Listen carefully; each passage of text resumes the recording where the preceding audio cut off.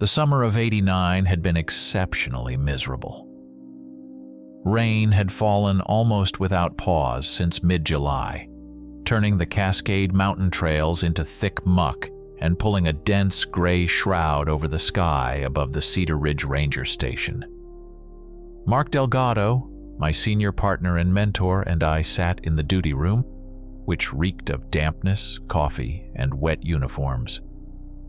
Mark was cleaning his old Remington, his motions practiced, calm, measured. I stared out the window at the wall of rain, listening to its monotonous drumming on the tin roof, feeling a familiar melancholy tighten its grip on my chest. I was 26, and it felt like this grayness would never end. Suddenly, the door burst open with such force it slammed against the wall, and there he was. A guy around 25, tall, athletic build, but now looking more like a cornered animal. His expensive storm jacket was torn to shreds, his face scratched, eyes wild with a primal terror that made the hair on the back of my neck stand up. He was breathing heavily, gasping for air, only a hoarse whisper escaping his lips. "There. It's there." Mark instantly set aside his shotgun. "Easy, son. Easy. You're safe now. What happened?" The guy collapsed to his knees right on the dirty rubber mat by the entrance. His backpack, new, expensive, clearly meant for serious hiking, sliding off his shoulder and thudding beside him. A small camera in a waterproof case slipped out of a side pocket and fell to the floor. He was trembling all over, unable to get up or say anything coherent. Just then, Deputy Erin Cole walked in. She'd only been out of the academy a couple of months. Young, determined, with short-cropped blonde hair and clear, serious eyes. Despite her youth, she carried herself confidently, and seeing the guy now, she didn't hesitate. "What's going on? Good Lord!"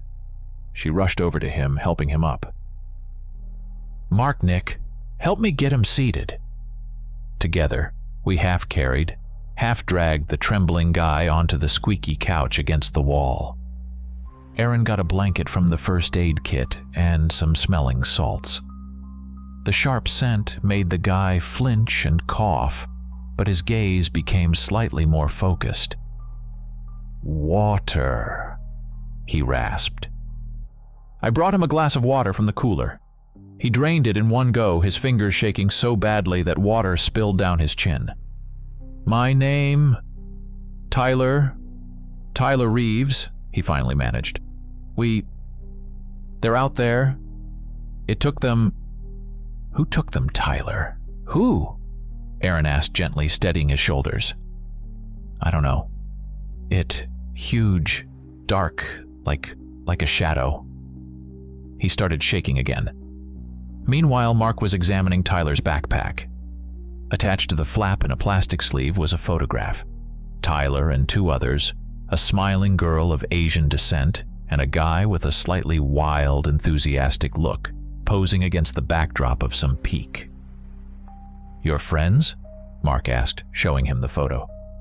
Tyler nodded, tears tracing paths through the grime on his cheeks. "Megan and Parker. We went... there shouldn't have." He sobbed. Mark frowned, pulling a worn map from the pack's side pocket.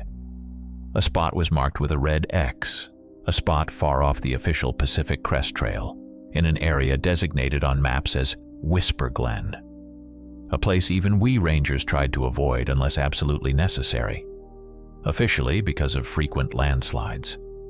But there were other reasons. Stories the old-timers told in hushed tones around campfires. Stories that made your skin crawl even under the bright sun.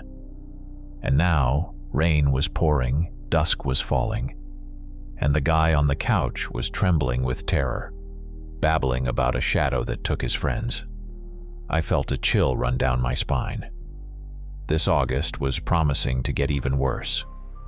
It took another half hour, hot, sweet tea, and Mark's reassurances that we'd do everything possible before Tyler Reeves could tell us something more coherent.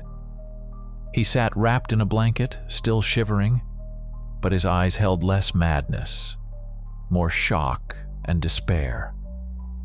Erin wrote down his statement in her notebook, her pen scratching methodically across the paper, the only sounds breaking the drumming rain and Tyler's ragged breathing.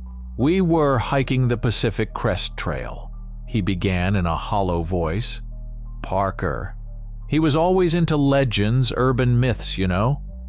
He read somewhere about an old miner's trail leading to abandoned gold rush workings, said the views were incredible, untouched nature, and also he mentioned legends about stick Indians and some Whisper Glen." At the mention of Whisper Glen, Mark visibly tensed. He walked over to the table where Tyler's map lay with the red X. "This is where you turned off?" His voice was even, but I caught a note of concern. Tyler nodded. "Yeah."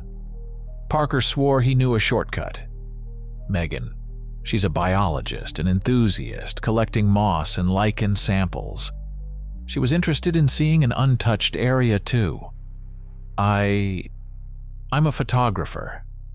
Wanted to shoot something unique.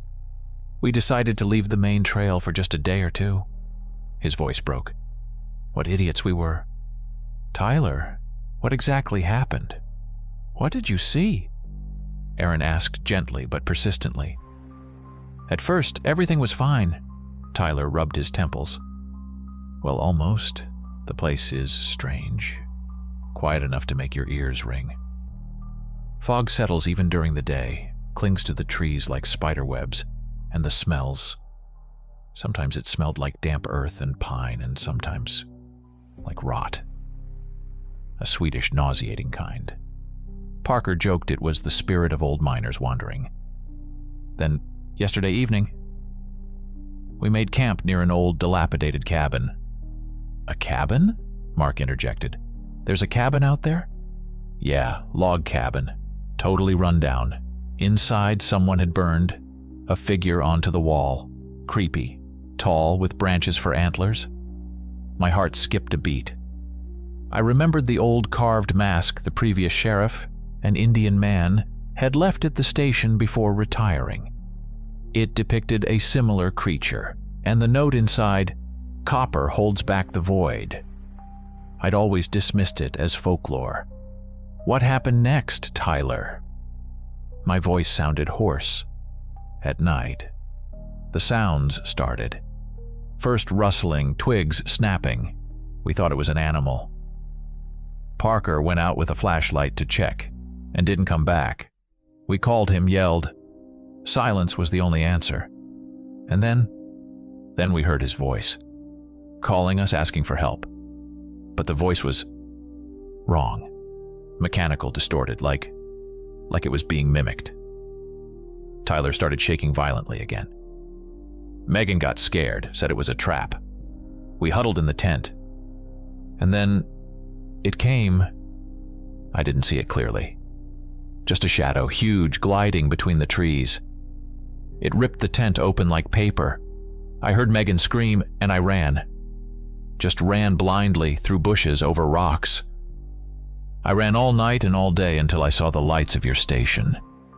He buried his face in his hands. Aaron placed a hand on his shoulder. Mark stared at the map, at the red X in the heart of Whisper Glen. His face was as dark as a thundercloud. Whisper Glen, he muttered. The old-timers didn't name it for nothing, said the forest steals voices there. He looked up at me, then at Aaron. Officially, the area is closed due to landslides. Unofficially, people vanished there before.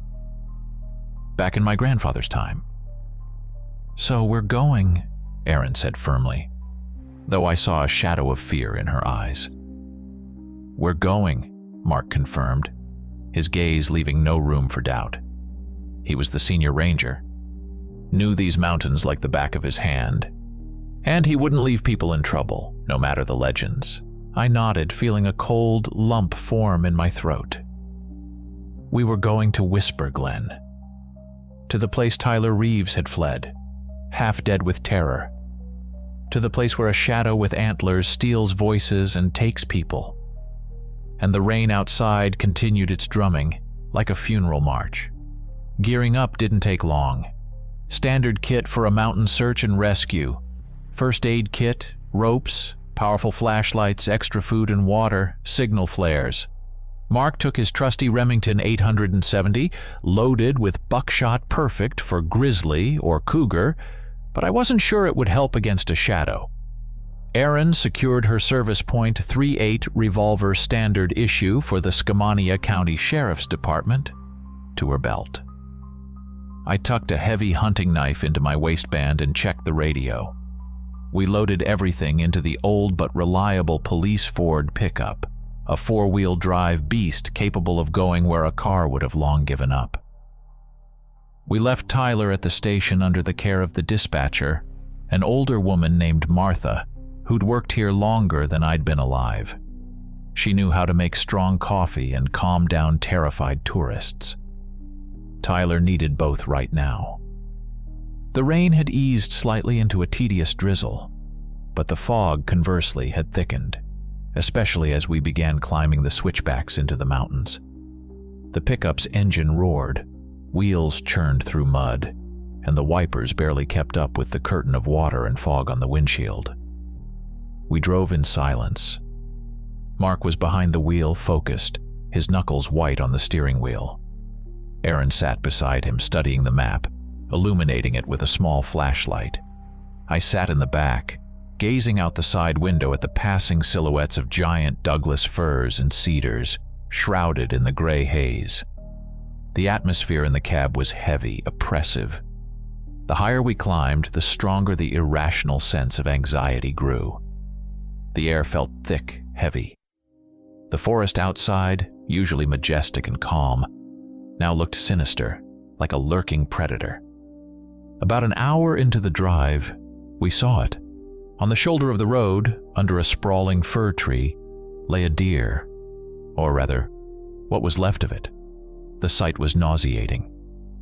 Someone or something had gutted the carcass with surgical precision. The chest cavity was open, the organs missing, but there were no signs of a struggle, no tufts of fur, as you'd expect after a cougar or bear attack. Just the neatly emptied carcass discarded by the road. "A bear doesn't work like this," Mark muttered, slowing the pickup. "Neither does a cougar," Erin added, her face pale. I remained silent, but the chill running down my spine turned icy. I remembered Tyler's words about Parker and about the shadow. We drove on, trying not to look back at the gruesome find. The fog lay unusually low, swirling like a living thing, flowing into hollows and hiding the bases of the trees. It felt like driving through milk. Visibility dropped to a few yards. Mark switched on the fog lights. Their yellow beams barely penetrated the thick veil, and then the radio hissed. Communication was usually spotty in these areas, but now, something strange started cutting through the static and interference. Not human speech, not the usual radio noise. It was some kind of melody, quiet, monotonous, like a lullaby or a ritual chant. But something about it was wrong, eerie. The sounds seemed to run backward, distorted, inducing nausea and an inexplicable fear. "What the hell is that?" Erin tapped the radio. Mark turned it off. "Interference? Strong magnetic fields from ore deposits? Probably." But I saw his Adam's apple bob. He heard it too, and he didn't believe it was magnetic fields. An Indian chant, as the old sheriff might have called it, or echoes of the voices of those lost in Whisper Glen. The forest was warning us, or luring us deeper into its misty embrace. The pickup turned off the main road onto a barely visible track, the start of the old miner's trail, marked on Tyler's map. The road here was even worse, overgrown, rutted. Branches whipped against the windows, wheels sank into the mud.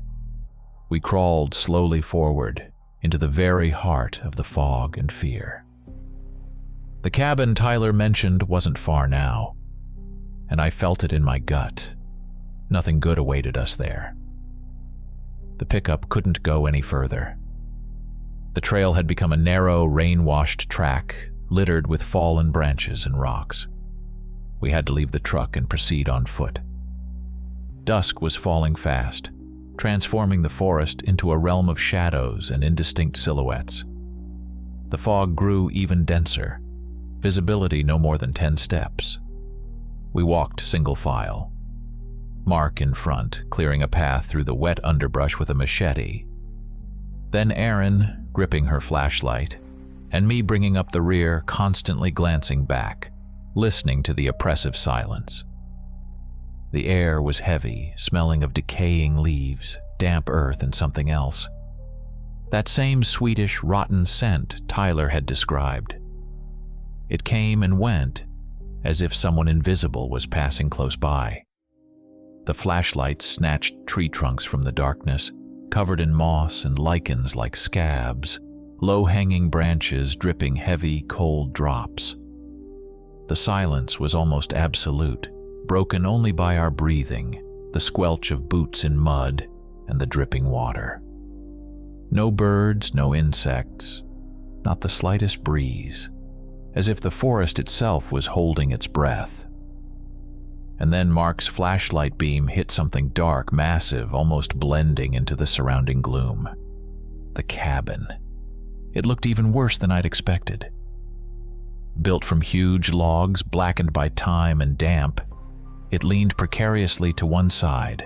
The roof had caved in and the door hung on a single rusty hinge, gaping like a black maw. It looked like it could collapse at any moment. The structure radiated such desolation and hopelessness that I wanted to turn and run without looking back. "This is it," Mark said hoarsely. "Looks like it's over 100 years old. Gold Rush era, like the kid said." We approached cautiously. The doorway led into a single room, plunged into darkness. Inside, it smelled of mold, mice, and old soot. Mark shone his light inside. The furnishings were Spartan. A crudely made table against the wall, an overturned stool, the remains of a stone hearth in the corner. And that. On the far wall, directly opposite the entrance, a huge silhouette had been burned with soot from the hearth or torches. It covered almost the entire wall, from the floor to the rotten ceiling beams. And it was exactly as Tyler had described. Unnaturally tall, with thin, incredibly long limbs ending in something like claws. The head was disproportionately small, crowned with branching growths resembling deer antlers or dry twigs. But the creepiest part was the face, or rather the lack of it. Where the eyes should have been, 2 deep empty sockets yawned as if burned clean through. The silhouette seemed both flat and three-dimensional. It drew the eye, hypnotized. There was something ancient, evil, and hungry about it. Next to the silhouette, someone had carved numbers into a log. 1889. 100 years ago. For 100 years, this nightmarish drawing had stared with empty sockets at anyone who dared to enter. "Good Lord," Erin whispered, aiming her flashlight beam at the silhouette. Her voice trembled. Mark silently examined the burned figure. His face was unreadable, but I saw the muscles in his jaw tighten. He knew more than he was letting on.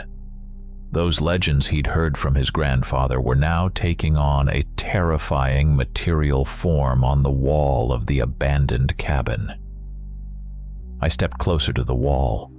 A faint odor emanated from the silhouette, the same rot, mixed with something burnt, like after a lightning strike. I ran a finger over the charred wood. The soot was deeply ingrained. This wasn't a random drawing. It was a warning. Or an icon. Did someone worship this thing? Or try to appease it this way? "We need to check outside," Mark said, tearing his gaze from the wall. "Look for signs of Parker and Megan. Maybe they left something, some sign."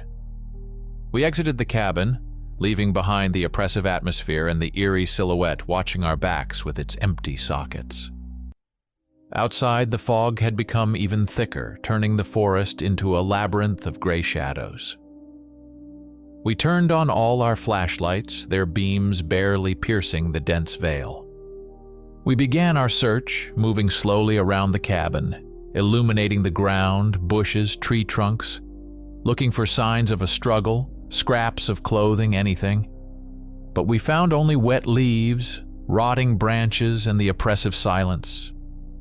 And this damn fog which seemed to whisper things right into our ears. We split up slightly, but stayed within sight of each other, as much as the fog allowed.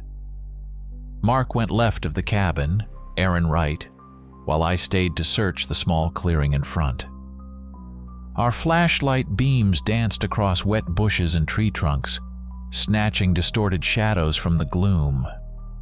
The silence was heavy, broken only by the rustle of our steps on decaying leaves and occasional radio chatter, which continued to crackle and hiss. "Nothing," came Aaron's voice, distorted by static. "Just old campfire tracks, looks like maybe a week old." "Empty here too," Mark responded. "No signs of a struggle, like they just vanished."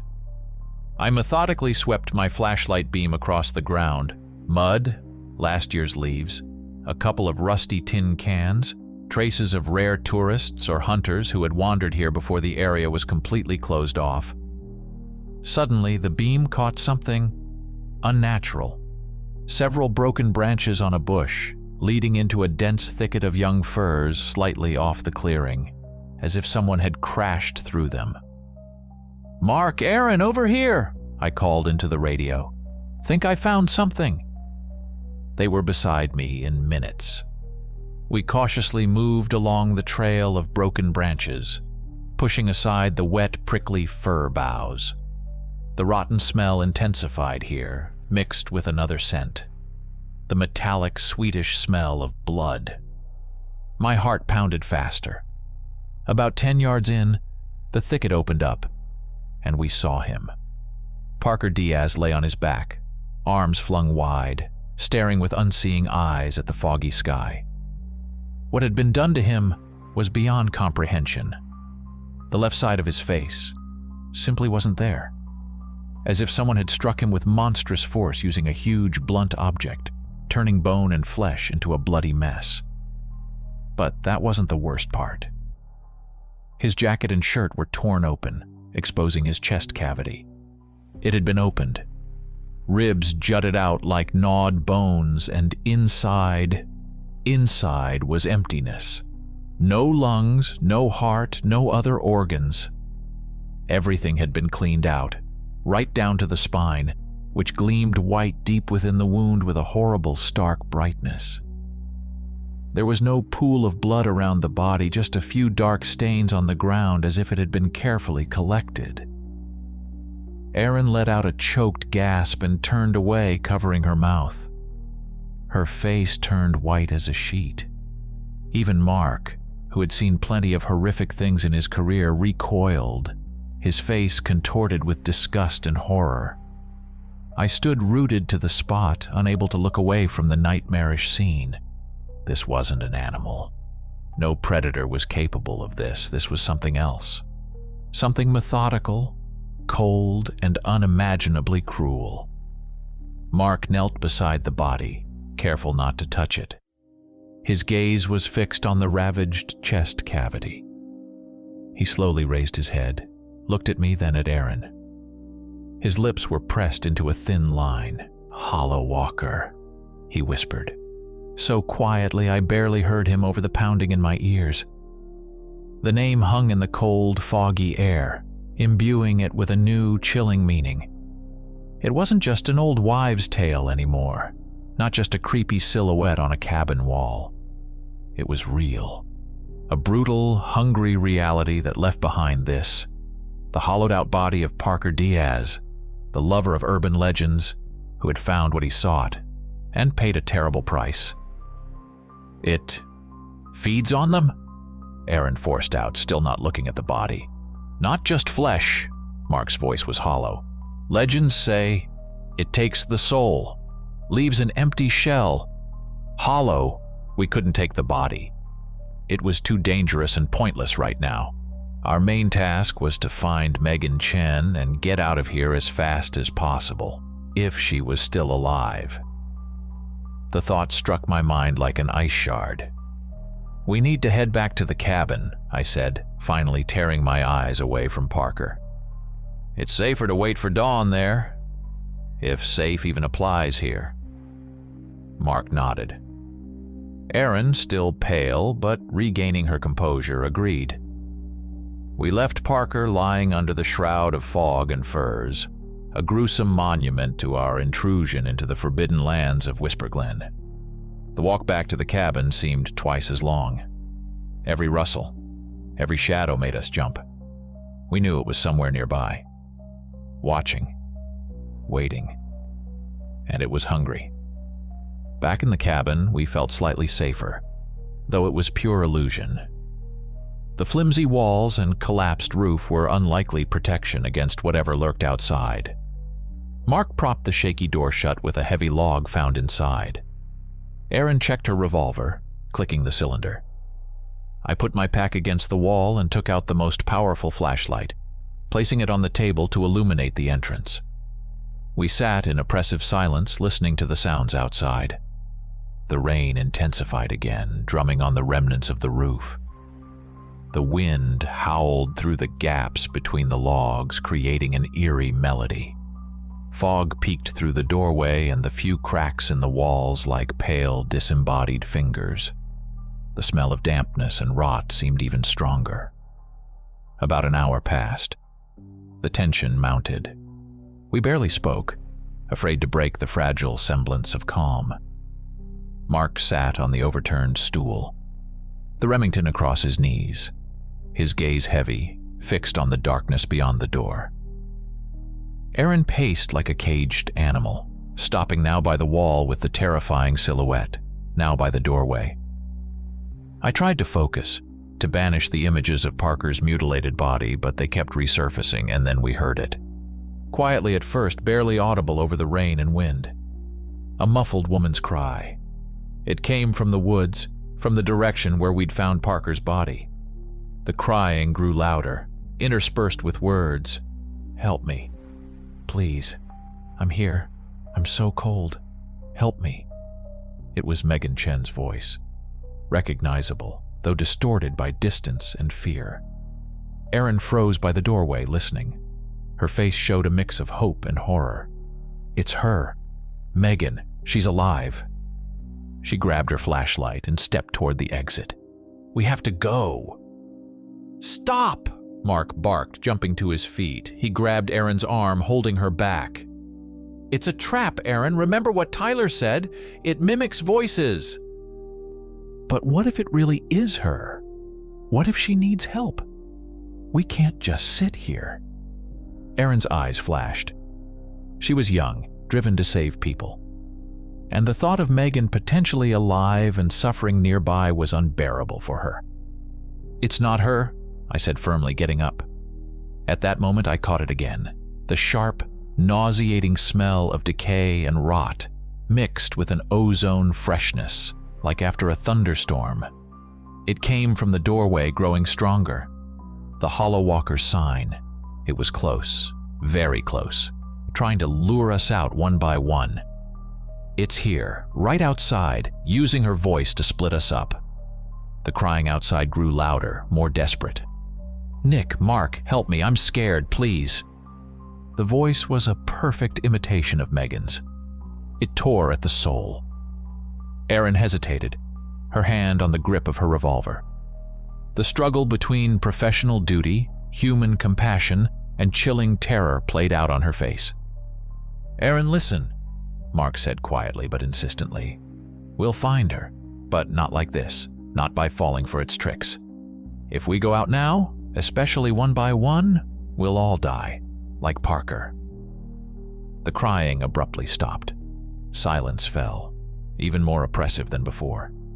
Only the sound of rain and a gust of wind that blew into the cabin, carrying a wave of putrid stench. We froze, listening. Not a sound, as if someone had switched off a recording. Erin slowly lowered her hand.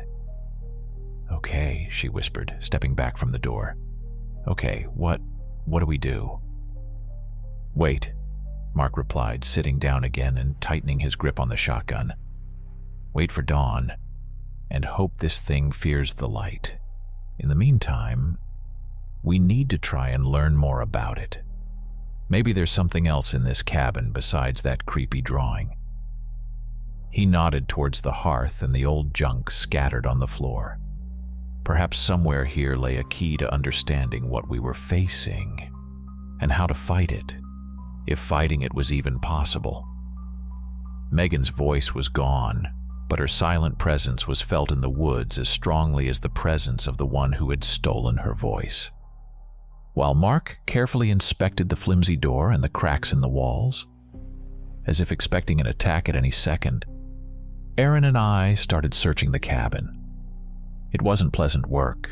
The floor was covered in dust, rotten leaves and mouse droppings, cobwebs hung in corners, and the air was stale and musty. We moved carefully, trying not to make noise, constantly listening to the sounds outside. In the corner near the hearth lay a pile of junk. Rusty prospector's tools, a pickaxe with a broken handle, a shovel head, a couple of leaky kettles. Under a pile of rags, which turned out to be remnants of an old woolen blanket, Erin found a kerosene lamp, old copper, covered in a thick layer of patina and grime, but surprisingly intact. It even had some kerosene left inside. "Look, Nick," she whispered. "Maybe we can light it." It was a stroke of luck. With fingers numb from cold and tension, I cleaned the glass and checked the wick. It was dry but whole. Striking a match, I held the flame to the wick. It didn't catch immediately, smoked first, then flared up with an uneven, sooty flame. I carefully adjusted it, and soon the cabin was filled with a warm, yellowish light. It was infinitely better than the cold beams of our flashlights. The lamplight transformed the squalid dwelling. Shadows danced on the walls, cast by our figures and the sparse furniture. And the silhouette on the wall, it seemed to come alive. The flickering flame created the illusion of movement in its long limbs. The empty sockets seemed to watch us from the darkness, and the antlered crown cast bizarre, twitching shadows on the ceiling. It became even creepier, yet simultaneously, the lamplight offered a fragile sense of warmth and protection. "We should check under the floorboards," Mark suggested, his eyes still fixed on the door. Prospectors often made hiding places. The floor was made of rough, poorly fitted planks. In several places, they were rotten or loose. I chose the most suspicious-looking board near the hearth and pried it up with my knife blade. It yielded with a creak, revealing a small hollow beneath. Inside, wrapped in decaying burlap, lay a small object. It was a diary, or rather a thick notebook in a battered leather cover. The leather was dry and cracked, the pages yellowed and brittle from time and damp. There were no markings on the cover. I carefully opened it. The ink had faded, but the handwriting was quite clear, though ornate, as was common in the late 19th century. The first entry was dated 1888. "Found it," I whispered. Mark and Erin came closer, leaning over the discovery in the lamplight. We began to read, turning the fragile pages with utmost care. It was the diary of a prospector named Joseph Kincaid. He had come here seeking gold, like many others. The first entries were full of hope and descriptions of the harsh life. But then the tone started to change. October 1888, getting colder, little gold. The forest here is strange. Quiet, too quiet. Sometimes feels like someone's watching from behind the trees. Other prospectors laugh, say it's mountain fever. December 1888. Old man Henderson is missing. Went to check his snares and never came back. Sheriff from town came, shrugged. Said a bear got him or he got lost. But I saw tracks near his cabin. Huge ones, not human. January 1889. Heard screams last night. Not an animal. Human. And then a voice. Calling my name. Henderson's voice. I didn't go out. Barricaded myself in and prayed till morning. March 1889. Found strange drawings in a cave near the creek. Ancient. Depict a tall man with antlers. The Indians who sometimes come down from the mountains call him, in whispers, Hollow Walker. Say he comes from a fissure in the earth when the moon is dark. He is hungry. He takes the soul, leaves emptiness. April 1889. Saw him, in the fog, gliding between trees, like a shadow. Tall, black. No eyes. Just emptiness. He fears fire. And red metal. The Indians leave copper charms by their lodges. The last entry was written in a trembling hand. May 1889. He comes every night. Scratches at the door. Whispers in my voice. I've lit all the lamps. Surrounded myself with copper nuggets I found in the creek. Don't know if it will help. With soot on the wall, I drew his likeness. To remember, to warn, if you find this, run. Run from Whisper Glen before he takes your... The entry broke off. The following pages were blank. We looked at each other in silence. The diary confirmed our worst fears. The monster was real. It had existed here for over 100 years. It mimicked voices, hunted people, took their essence, leaving empty shells, and it feared fire and copper. Copper. Erin murmured, her gaze falling on the kerosene lamp in her hands. It was copper. Old, tarnished, but copper. And old man Henderson left copper charms. And the old Indian sheriff, the note about copper and the void. At that moment, a deafening crash came from outside, as if something enormous had slammed onto the flimsy roof. Debris rained down and one of the ceiling beams above us creaked ominously. The lamplight flickered. It was here, and it knew we were inside. The crash overhead repeated, louder this time. Clumps of earth, wood splinters, and dust rained from the ceiling. One of the rotten beams, directly above the table where the diary lay, sagged further, threatening to collapse. We instinctively jumped back. "It's on the roof!" Erin cried, raising her revolver.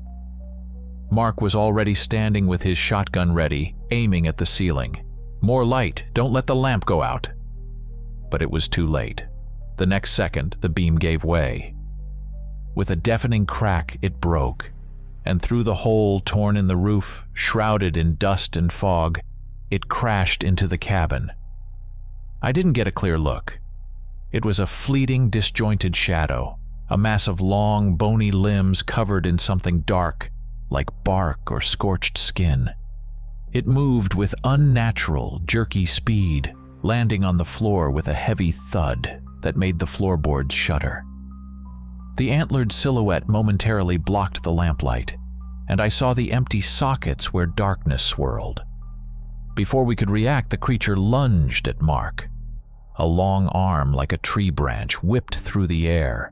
There was a sickening, wet crack of breaking bone. Mark cried out in pain and collapsed, dropping the shotgun. His left arm twisted at an unnatural angle, his collarbone. "Mark!" Erin screamed and without hesitation opened fire. The roar of the .38 caliber shots in the confined space was deafening. Bullets struck the dark figure. I saw them punch into it, leaving small, ragged holes from which oozed not blood, but some dark, viscous fluid like tar. The creature emitted a hissing, gurgling sound like grinding stones and staggered back, but didn't fall. The bullets seemed to cause it more annoyance than serious harm. It turned towards Erin, its long, clawed fingers twitching. She managed one more shot before scrambling backward, stumbling over the stool. At that moment, my eyes fell on the copper kerosene lamp still burning on the table. The diary. The prospector wrote about copper. The Indians left copper charms. The old sheriff. Copper holds back the void. Acting on instinct, I grabbed the hot lamp by its base, burning my fingers. "Back, you beast!" I yelled, thrusting the lamp forward like a shield. The warm light and the gleam of copper hit the dark figure directly. The reaction was immediate and startling. The creature let out a piercing, high-pitched hiss, filled with pain and hatred. It recoiled from the copper object so sharply it was like an electric shock.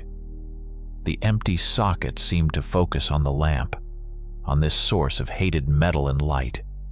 It hissed again, backing towards the dark corner of the cabin where the lamplight was weaker. Its movements became less confident, jerkier. "Copper! It's afraid of copper!" I yelled to Erin, who was reloading her revolver with trembling hands. Mark groaned on the floor, trying to push himself up with his good arm. And fire. The diary. The hollow walker huddled in the darkest corner, almost merging with the shadows. It wasn't leaving, it was waiting. The hissing didn't stop, grating on the nerves like a rusty nail on glass. We were trapped. The creature inside, Mark badly injured, Erin low on ammo, and our only weapon against this ancient entity was the fire of the kerosene lamp and its copper body. I gripped the lamp tighter. The warmth of the metal and light offered a sliver of hope. But I knew this was just a temporary reprieve. The creature was wounded, enraged, and cornered. And it was still here with us, in this cramped, dilapidated cabin in the middle of a cursed forest. The night was just beginning. The tension in the cabin reached its peak. We were frozen, me with the searing lamp, Erin with her reloaded revolver, Mark leaning against the wall, grimacing in pain, and the creature hidden in the darkest corner, emitting a low, menacing hiss. The lamplight flickered, casting dancing shadows on the walls, turning the cabin into a nightmarish arena. The hollow walker moved slowly along the wall, trying to stay in the shadows, its empty sockets fixed on the lamp in my hands. It was looking for a weak spot, an opportunity to bypass the hated light and metal. "Don't let it get around you," Mark rasped, trying to lift his Remington with his good hand, but immediately winced in pain. I backed away, trying to keep the lamp between myself and the creature, but the cabin was too small. It moved faster than expected for such a disjointed being, its long limbs gliding silently over the filthy floor. Erin raised her revolver again. "Move, Nick!" But before she could fire, the creature made a sudden dash. Not at me, but at the table where the open diary still lay. A long, clawed hand swept it to the floor. Simultaneously, it struck the table, knocking it over. The lamp, which I had instinctively clutched, was torn from my burned hands. The copper base hit the floor with a dull thud. The glass shattered. Kerosene splashed onto the dry planks and instantly ignited from the fallen wick. Bright orange flames shot upward, quickly engulfing the old table, the spilled kerosene, the dry wood of the floor. The cabin instantly filled with acrid smoke and intense heat. The hollow walker howled, not the hissing sound, but a piercing shriek full of terror. Fire. Its second fear after copper. The creature scrambled frantically around the cabin, trying to escape the rapidly spreading flames. Tongues of fire licked the walls, reaching for the silhouette burned there a century ago. "Out, now!" I yelled, grabbing Erin's arm and pulling her towards the door. "Mark!" Erin turned back. Mark struggled to his feet, leaning on the wall. His face was contorted with pain, but determination burned in his eyes. "I'll hold it off. Get the radio. Go!" "No, we won't leave you!" Erin cried. "You have no choice!" Mark roared.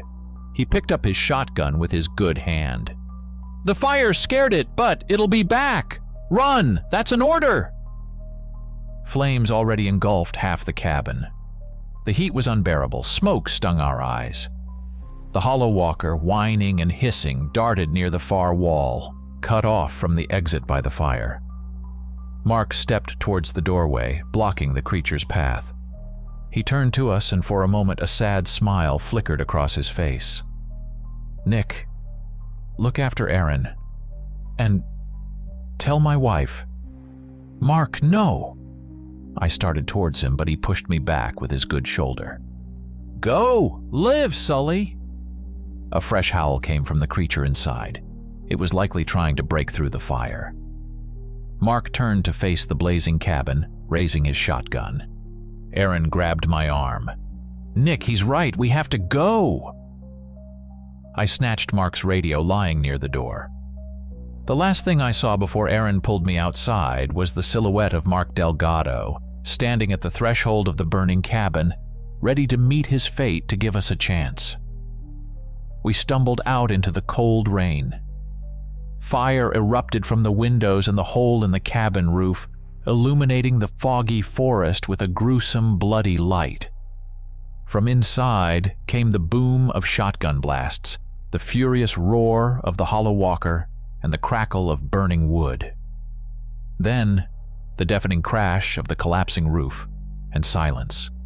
Only the roar of the flames and the sound of the rain. The cabin had become a giant funeral pyre. A pyre of logs, old hopes, a prospector's diary, and screams. And somewhere in that inferno, Mark remained. My mentor. My friend. Tears burned my eyes, mixing with the rain on my cheeks. But there was no time for grief. We were alone, in the middle of a hostile forest with a silent radio, and the knowledge that the creature might still be alive, and it would be looking for us. We ran. Ran away from the burning cabin, away from the place Mark died, away from the horror that seemed to dog our steps. Rain lashed our faces, fog enveloped us in a thick blanket, turning the forest into a maze with no exit. I pulled Erin by the hand.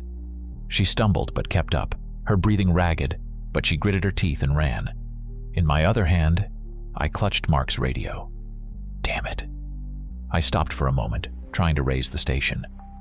Silence in response. Only the steady hiss of static, occasionally broken by those same eerie, distorted sounds like children's rhymes played backward. No connection. The forest blocked the signal, or it did. Useless, Erin said, breathing heavily. We need to keep moving. Where? I looked around. We had run blindly, deeper into an unknown part of Whisper Glen. The map was gone, burned with the diary and Mark. We were lost. I don't know, I admitted honestly. We need to find shelter. Wait out the rain. Try to get our bearings at dawn. We moved on, slower now, trying to choose our path more carefully. But the terrain grew worse. The slope steepened downwards. Mud mixed with sharp little rocks squelching underfoot. A scree slope was beginning. Walking became incredibly difficult. Our feet constantly slipped, threatening to send us tumbling down into the foggy unknown. Every rustle behind us made us jump. The feeling of being pursued never left. It felt like a long, clawed hand could emerge from the fog at any moment, or we'd hear that familiar hiss. Mark had sacrificed himself, but had he killed the creature? Or just angered it further? Fire might have delayed the Hollow Walker, but destroying such an ancient evil seemed unlikely. We slid and scrambled down the scree, grabbing onto wet roots and sparse bushes. Our clothes were soaked through, the cold biting deep. Erin held up well, but I could see she was at her limit. Her face was pale, her lips blue. "Nick, look!" she exclaimed suddenly, pointing downwards. Through the fog thinning near the ground, we saw it. A black hole in the mountainside, partially covered by a rusty metal grate torn from its hinges. An old mine ventilation shaft, often built for abandoned workings to provide airflow. Warmth emanated from the shaft, an unpleasant, stale warmth mixed with the now familiar rotten smell and the scent of damp earth. Not the most inviting shelter, but it was a chance to escape the rain, the cold, and possibly our pursuer. "In there?" Aaron asked doubtfully. I looked at the gaping blackness of the shaft, then at the foggy forest around us. There was no choice. "Looks like our only chance. At least it's dry, and it has walls." We carefully approached the edge of the shaft. It dropped vertically into darkness. Remnants of a rusty metal ladder were visible on the wall, but several top rungs were missing. The depth was impossible to judge. "Need to check," I said, pulling the rope from my pack. I tied one end securely around the trunk of the nearest tree and dropped the other end down. It disappeared into the darkness, but soon slapped against something solid, not too deep, maybe 30, 50 feet. "I'll go down first, check it out," I decided. "No, I'll go," Aaron countered. "You're injured." She nodded at my burned palms, which I barely felt through the cold and adrenaline. "And you're needed up top, just in case." She didn't give me a chance to argue.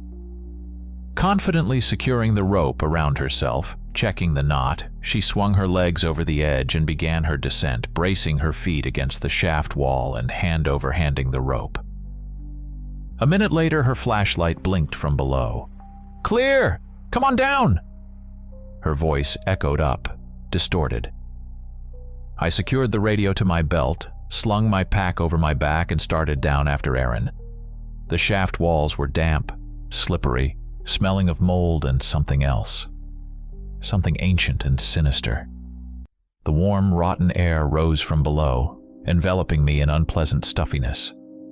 I landed on solid ground beside Aaron, in a small tunnel leading into the darkness. A mine shaft. The beast's lair, or just an old working? The answer awaited us ahead in this subterranean darkness. We stood in a narrow drift carved into the rock. The air here was heavy, stale, thick with the smell of mold, damp earth, and that same cloying Swedish rot that had plagued us above ground. Down here, underground, it was denser, more concentrated. Our flashlight beams snatched rough, uneven walls from the darkness, coated in slime and some kind of whitish fungal growth. Water dripped monotonously from the ceiling, each splash echoing eerily off the stone. "Looks like an old exploration drift," Aaron said, aiming her flashlight beam deeper into the tunnel. "Probably hasn't been anyone down here in decades." But she was wrong. After walking a few steps forward, we began finding signs. First, just bones. Lots of bones. Mostly small rodents, birds, maybe foxes or raccoons that had accidentally fallen into the shaft. But then we saw larger ones, deer antlers, the jawbone of some large animal, possibly a bear, and then human ones. A skull with empty sockets stared at us from a pile of rubble. Several vertebrae ribs, old, yellowed, but unmistakably human. And then we found the charms. Small, crudely made figures or simple discs of tarnished copper, scattered across the tunnel floor. Exactly like the ones the prospector Joseph Kincaid wrote about in his diary. Indian wards, or the wards of those who had tried to escape the hollow walker down here, underground. "They knew," Aaron whispered, picking up one of the charms, a crudely cut copper circle with a hole in it. "They tried to protect themselves." The tunnel widened slightly, opening into a small cavern. In its center was a dark patch, the remains of a fire pit. And leaning against the walls were torches. Several of them, made from resin-soaked sticks, wedged into crevices. One was smoldering faintly, emitting a thin trail of smoke and a weak orange glow. Someone had been here very recently.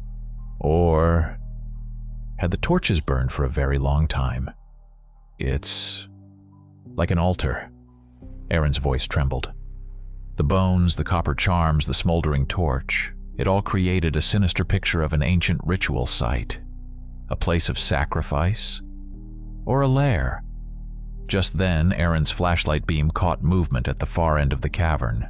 A figure. Sitting on a rock, back turned to us. A female figure. Long dark hair fell over her shoulders. Her clothes were torn and dirty. "Megan?" Aaron whispered, taking a step forward. The figure slowly turned its head. It was her.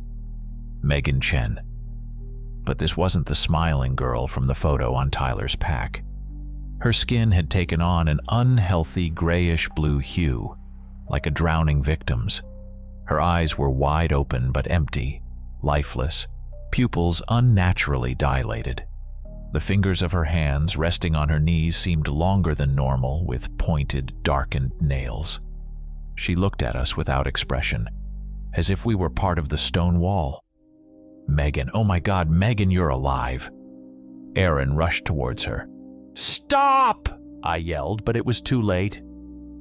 Aaron ran up to Megan, grabbing her shoulders. "Megan, it's us! Nick and Aaron, we came for you!" Megan slowly turned her empty gaze on her. Her lips moved and a low, scraping sound, vaguely resembling human speech, came from her throat. "Cold," it rasped. "Empty." Then her gaze fell on me. For a moment, just one horrifying moment, a flicker of recognition crossed her empty eyes. Her pupils contracted, her lips twisted into a semblance of a pained grimace. "Nick," she whispered almost normally. And in that single word was all her agony, all the horror of her transformation. Then her eyes became vacant again. She shoved Aaron away with surprising force, sending her stumbling back against the wall. Megan rose to her feet. She seemed taller now, her movements jerky, unnatural.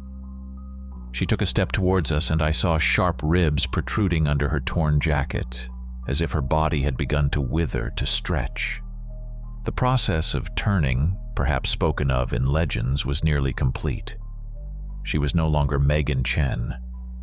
She was a vessel, a shell being slowly filled by the alien, hungry emptiness of the Hollow Walker.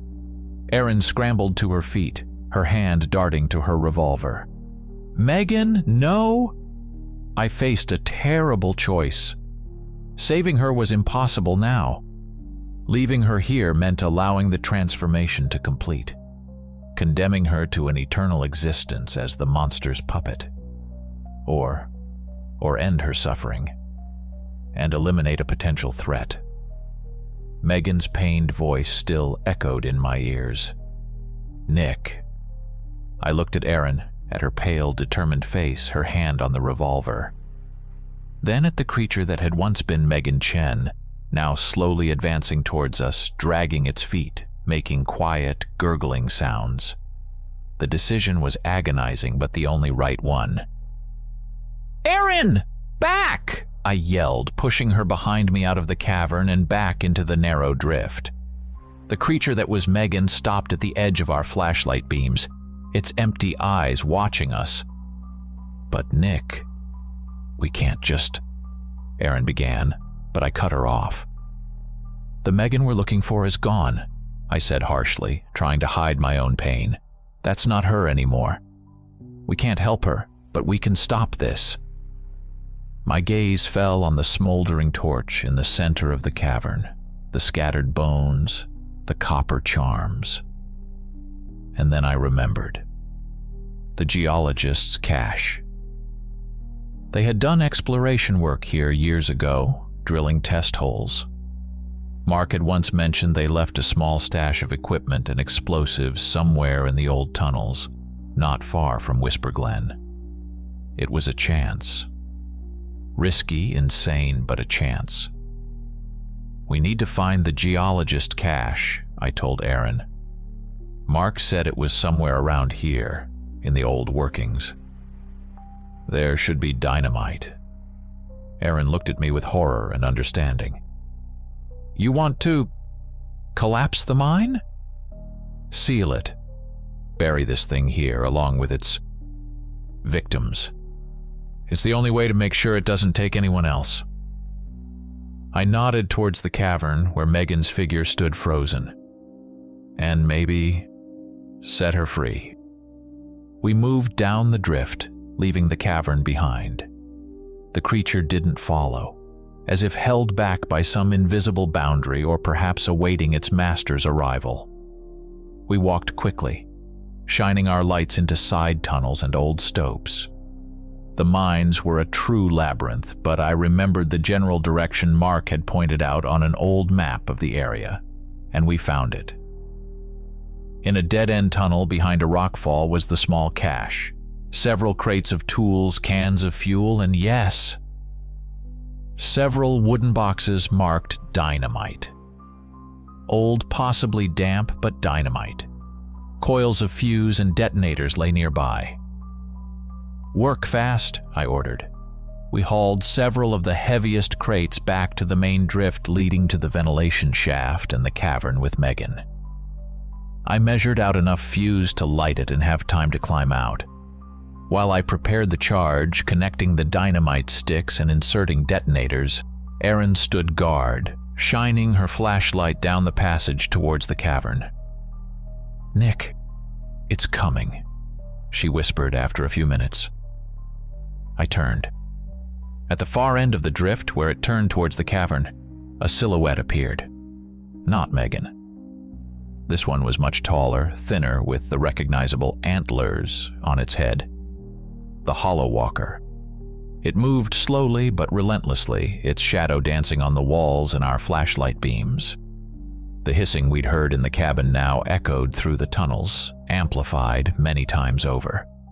"Finish it," Erin urged, raising her revolver. I secured the last detonator and unspooled the fuse leading towards the exit. "Erin, get topside, quick. I'll distract it and light the fuse." "I'm not leaving you." "Not up for discussion," I snapped. "You have to get out and tell them what happened here. Climb. Now!" She hesitated for a second, then nodded, her eyes shining with tears and resolve. "Take care, Sully." She ran for the rope leading up. I grabbed one of the smoldering torches left by geologists or prospectors and a copper pickaxe lying near the crates. Fire and copper, my only weapons. The Hollow Walker approached. I could see it better now in the narrow confines of the drift. Its skin resembled the cracked bark of a dead tree.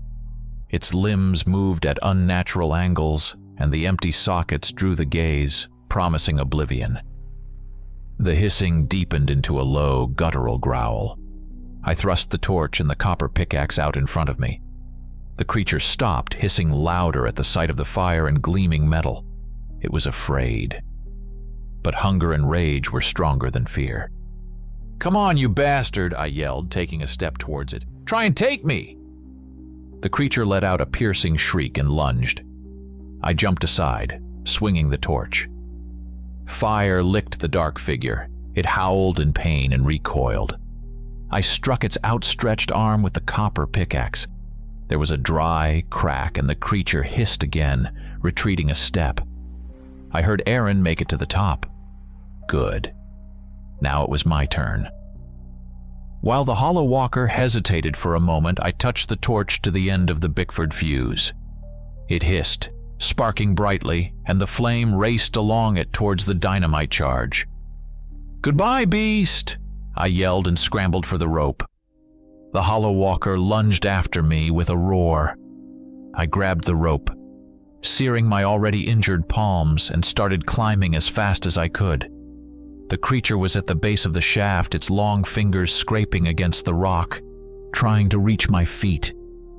Then came the roar. A deafening explosion shook the earth. A wave of heat blasted upwards, nearly throwing me off the rope. The shaft filled with the thunder of collapsing rock, dust, and smoke. I saw a flash of fire below and something glinted. molten copper from the charms and pickaxe scattered like the mountain's fiery tears. Aaron grabbed me, pulling me out of the shaft just moments before the entrance collapsed completely under rock and earth. We lay on the wet ground, deafened, choking on dust, staring at the spot where the entrance to the underground hell had been. It was over. The hollow walker was buried beneath tons of rock, sealed by fire and copper, along with Megan, along with the bones of its other victims. Silence, broken only by the sound of the rain and our heavy breathing, descended upon Whisper Glen. August 31st, 2024. Midnight again. The kitchen again, the dark oak table, the single glass of Old Forester. The clock struck 12, announcing the arrival of September 1st. I sit in my house at the foot of the Cascade Mountains. The silence here is almost absolute, but for me, it's never truly complete. The echo of the explosion, the creature's death hiss, Megan's whisper, they all live inside me, like shrapnel in an old wound. On the wall, above the fireplace, hangs the charm, the tarnished, slightly melted copper amulet. The one Aaron picked up near the collapsed mine entrance. I carried it for years, then hung it here.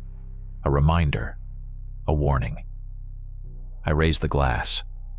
The whiskey burns my throat with familiar bitterness, a memory of Mark, of Megan, of Parker, of those whose names I never learned, whose bones remain down there, under the earth. A memory of the guilt that never leaves, just grows quieter over the years.